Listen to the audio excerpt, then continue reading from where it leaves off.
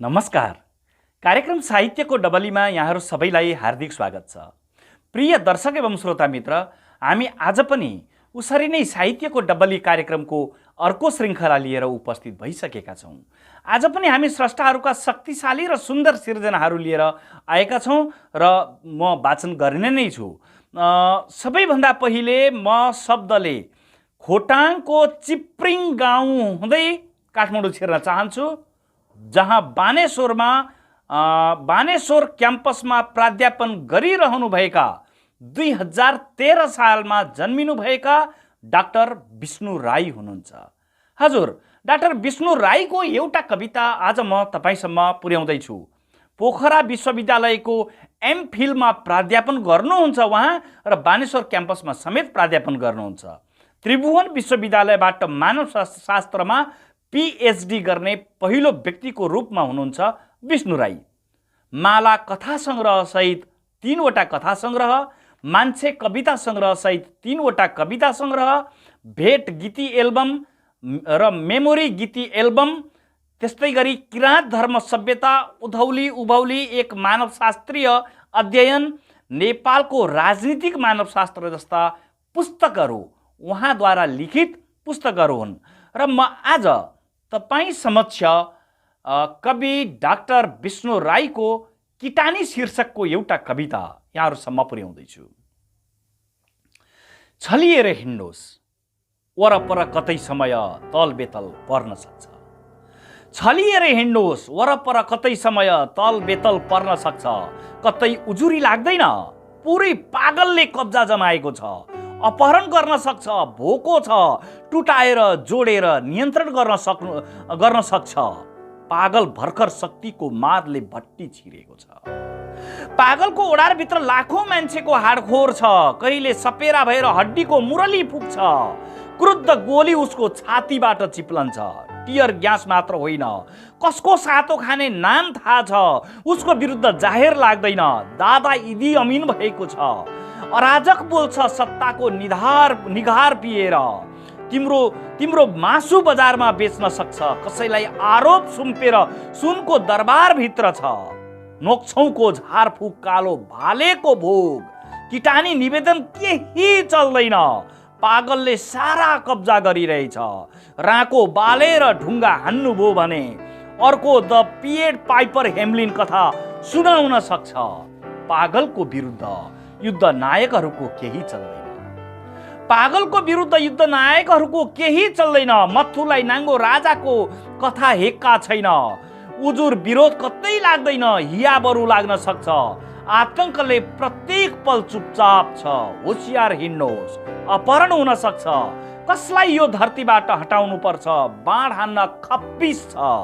तपाईको इतिहास मट्टी मेट गर्न सक्छ। उसको इतिहास पाठशाला घोकाएर शक्तिको भट्टीमा छिरेको छ। होस गर्नुहोस्, तपाईको किटानी जाहेरी कतै लाग्दैन। होस गर्नुहोस्, तपाईको किटानी जाहेरी कतै लाग्दैन। हजुर, डाक्टर विष्णु राईको कविता किटानी मैले यहाँहरूसम्म पुर्याएँ। एक सुन्दर कविता, एक शक्तिशाली कविता। म यति बेला शब्दले मोरङको बेलबारीमा छु, जहाँ आफ्नो बाल्यकालदेखि नै साहित्य सिर्जनामा अनवरत रूपमा लागिरहनु भएकी स्रष्टा हुनुहुन्छ। उहाँका कतिपय पुस्तकहरू समेत प्रकाशन भएका छन् र साहित्यिक सर्जक मात्र नभइकन उहाँ एक साहित्यिक अभियन्ता, सांस्कृतिक अभियन्ता समेत हुनुहुन्छ। हजुर, कवि रेखा सुवेदीको एउटा कविता म यहाँहरूसम्म पुर्याउँदैछु।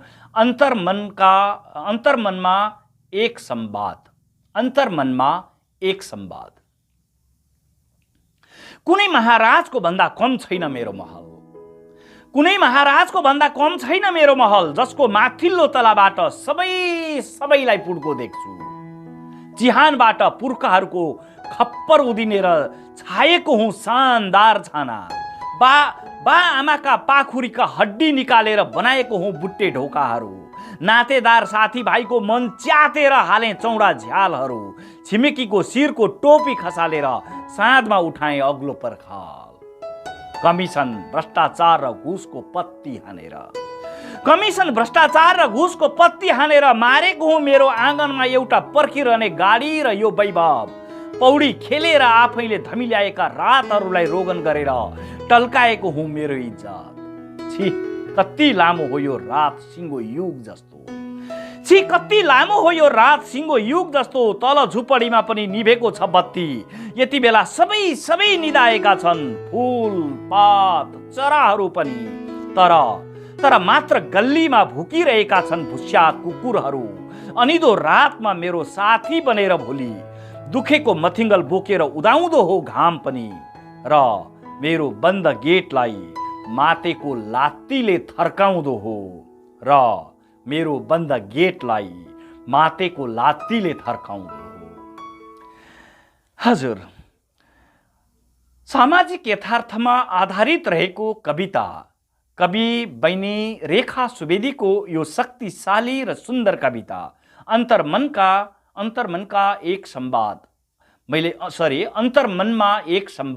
मैले यहाँहरूसम्म पुर्याएँ। म यति बेला शब्दले लमजुङ पुग्न चाहन्छु, जहाँ साहित्य साधना सँगसँगै शिक्षण पेसामा आबद्ध एक व्यक्ति हुनुहुन्छ, कवि हुनुहुन्छ शान्ता पन्त। हजुर, शान्ता पन्तको निमोठिएका सृष्टिका फूल शीर्षकको कविता म यहाँहरूसम्म पुर्याउँदैछु। निमोठिएका सृष्टिका फूल। कोपिला फक्रन खोज्दै गरेको फूल जस्तो त्यो अबोध कौमार्यमा भर्खर। कोपिला फक्रन खोज्दै गरेको फूल जस्तो त्यो अबोध कौमार्यमा भर्खर लज्जावतीसँग थोरै लाज पैँचो माग्दै गरेकी बालापन र यौवनको दोसाँधमा उभिएकी उनी उषाकालीन सगर जस्तै देखिन्थिन्। आमा शब्द उच्चारण गर्ने बोली फुट्न नपाउँदै मातृवात्सल्यबाट वञ्चित भइसकेकी उनलाई आफ्नो प्यारो काख खोसिएको अनभिज्ञता उनको आँखामा झल्कन्थ्यो। उनको लागि ज्ञानको उज्यालो प्रकाश आकाशको फल जस्तै थियो। उनको लागि मिठो र राम्रो भन्ने शब्दकोशमा नै अटाएको थिएन। आँखा अगाडि उभिएको त्यो रङ्गीन संसारले उनलाई खिसी गरे जस्तै लाग्थ्यो। र पनि ती अबोध सलबलाएका ओठमा अगाध सम्भावनाहरू बगिरहन्थे। तर उदाउँदै मरेका केही दिनपछि उनको अबोध कौमार्य खोसिएर उषाकालीन सगर जलिसकेको रहेछ। एउटा सृष्टिको हृदय विदारक अवसान भइसकेको रहेछ। उनको सम्पूर्ण अभावलाई बिर्सिएर ती पापीहरूले केवल अबोध कौमार्यमा पासो लगाएछन्। उनका अगाध सम्भावनालाई तिलाञ्जली दिएर सभ्यतामा एउटा अँध्यारो दिन मनाइसकेका रहेछन्। खबरदार, अब यो सभ्यतामा कुनै अँध्यारो दिन आयो भने, कलिला सम्भावनाहरू मासिएर यी सृष्टिका फूलहरू निमोठिए भने ती नीचहरूलाई मृत्युदण्डको तीर अवश्य लगाउनु पर्छ अनि सृष्टिका सुन्दर फूलहरू जोगाउनु पर्छ। सृष्टिमा सुन्दर फूलहरू फुलाउनु पर्छ। सृष्टिका सुन्दर फूलहरू जोगाउनु पर्छ। सृष्टिमा सुन्दर फूलहरू फुलाउनु पर्छ। हजुर, यो एक शक्तिशाली र सुन्दर कविता थियो। शान्ता पन्त जो लमजुङमा रहेर साहित्यको साधना गर्नुहुन्छ र शिक्षण पेसामा समेत आबद्ध हुनुहुन्छ, निमोठिएका सृष्टिका फूल शीर्षकको कविता मैले तपाईसम्म पुर्याएँ। म यति बेला शब्दले झोराट हुँदै विराटनगर छिर्न चाहन्छु। एक कवि व्यक्तित्व, एक बौद्धिक व्यक्तित्व, एक शैक्षिक अभियन्ता ईश्वर रिजाल। हजुर, ईश्वर रिजाल जसको जन्म 2028 सालमा यही झोराहाटमा भयो र हाल उहाँ विराटनगरमा रहनुहुन्छ। चन्द्र सूर्य ग्लोबल कलेजको प्रमुख अर्थात् प्रिन्सिपलको रूपमा कार्यरत रहनुभएका ईश्वर रिजालको एउटा कविता म यहाँहरूसम्म पुर्याउँदैछु। बिचरा बिम्बहरू। उहाँको कविताको शीर्षक रहेको छ बिचरा बिम्बहरू। प्रत्येक बिम्बहरू एक एक गरेर भत्कँदैछन्। प्रत्येक बिम्बहरू एक एक गरेर भत्कँदैछन्। सपनाका बिम्बहरू बिउजदा भत्किसकेका हुन्छन्। शीतका बिम्बहरू घाम झुल्किँदा हराइसकेका हुन्छन्। हरेक बिम्बहरू, नयाँ बिम्बहरू, पुराना बिम्बहरू, नयाँ बिम्बहरू पुराना बिम्बहरू, घर घर इन्डेक्सन, घर घर पाइपलाइन, नयाँ बिम्बहरू पुराना बिम्बहरू, रेल मार्ग, सडक मार्ग, धुले मार्ग, नयाँ बिम्बहरू पुराना बिम्बहरू, पानी जहाज, फेरि डुङ्गा। बिम्बहरू आफै अल्मलिन्छन्, इन्डक्सनमा पकाउने वा ग्यासमा पकाउने। बिम्बहरू आफै भुलिन्छन्, रेलमा चढ्ने या बसमा चढ्ने। बिम्बहरू रन्नभुल्लमा पर्छन्, पानी जहाज चढ्ने या डुङ्गा चढ्ने। बिचल्लीमा परेका छन् बिम्बहरू, बिचल्लीमा परेका छन् बिम्बहरू, फेरिएका छन् बिम्बका गन्तव्यहरू। एकैछिनमा ढल्छन् बिम्बका बिम्बहरू, गतिहीन हुन्छन्, स्थिर हुन्छन् बिचरा बिम्बहरू। हिजो आज बिम्बहरू बाबुआमा हराएको बालक झैँ बरबर आँसु झार्दै यता उता दगुरिरहेका छन्। हिजो आज बिम्बहरू बाबुआमा हराएको बालक झैँ बरबर आँसु झार्दै यता उता दगुरिरहेका छन्, चिच्याई चिच्याई रोइरहेका छन्। बिचरा बिम्बहरू चिच्याई चिच्याई रोइरहेका छन्, बिचरा बिम्बहरू। हजुर, अत्यन्तै प्रतीकात्मक रूपमा लेखिएको कविता ईश्वर रिजाल, स्रष्टा ईश्वर रिजालको कविता बिचरा बिम्बहरू मैले यहाँहरूसम्म पुर्याएँ।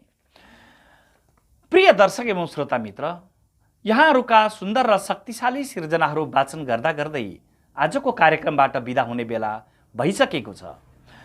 कार्यक्रम साहित्यको डबली कस्तो भइरहेको छ? तपाईँका अमूल्य सुझाव र प्रतिक्रियाहरूलाई शिरोधार्य गर्दै हामी अगाडि बढिरहेका छौँ। निश्चितै रूपमा तपाईँलाई कार्यक्रम राम्रो लागिरहेको हुनसक्छ। यदि त्यसो हो भने लाइक गरेर, कमेन्ट गरेर र सब्सक्राइब गर्नुभएको छैन भने सब्सक्राइब समेत गरेर सहयोग गर्नुहुन्छ भन्ने विश्वासका साथ आजको कार्यक्रमबाट प्रविधिमा साथ दिने नितेश गुरागाईसहित साहित्यको डबली कार्यक्रमको प्रस्तोता तपाईँको बर्बरिक अर्को अङ्कसम्मको लागि ओझेल पर्न चाहन्छौँ। जदौ।